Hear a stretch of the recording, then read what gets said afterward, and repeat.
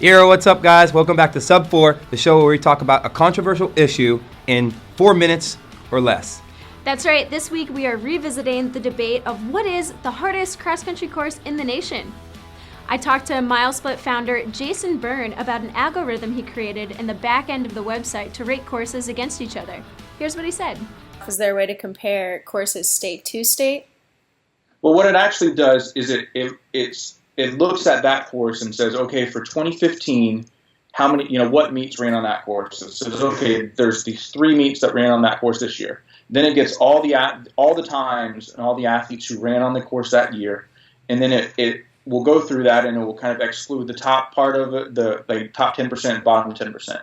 Then it'll go through and it'll throw out people who just ran like ridiculously fast or ridiculously slow that day. It basically throws out the outliers, and so what we're left with is this data set of that we're going to accept, and we're going to use that data set. And then it will compare those runners against what they have done that season. So again, it would be like, okay, well, they ran 15 seconds faster than their season average on this course, and 5 seconds slower than their PR, so it was probably a faster course. But it's comparing that athlete against themselves that season.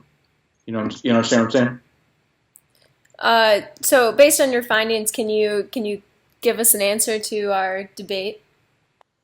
Well, I'm not as well traveled as you or Billy. I haven't seen a lot of the nation, so I know I'm going to get blasted for this. But believe it or not, in the middle of Florida on the ridge, we have some really hilly areas.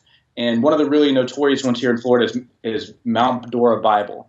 And we know that if we see somebody run a 16:45 on that course, or especially if we have the course record is 16:10, and that was a Foot Locker finalist. So, I mean, it's a really slow course. It's probably, minute plus slow. So I'm going to say Mount Dora Bible High School, but, again, you guys probably the experts, so I'll leave it to you and Billy to figure out. All right, well, thanks, Jason. Although, okay, let's be real, he didn't really answer the question.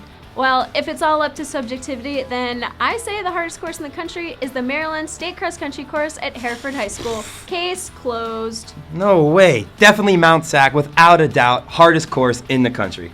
Why? Tell me why. There's 3 of the biggest hills in the country. Okay, but they're not bigger than the dip.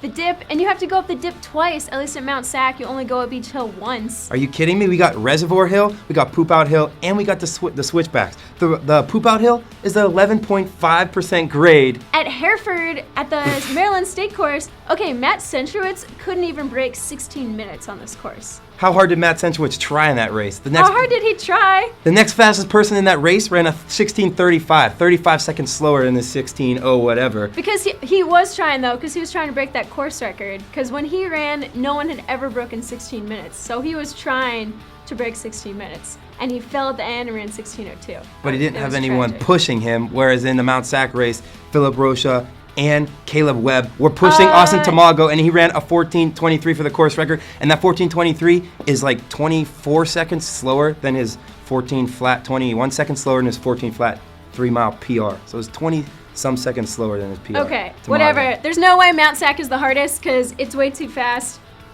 Maryland State course is for real, but you know what? Maybe it's not up to us. You join the conversation, leave us a comment below. Hashtag Sub4Jojo on Twitter if you're voting for the Maryland State course. Sub4Billy on Twitter if you're voting for me. Obviously the winner.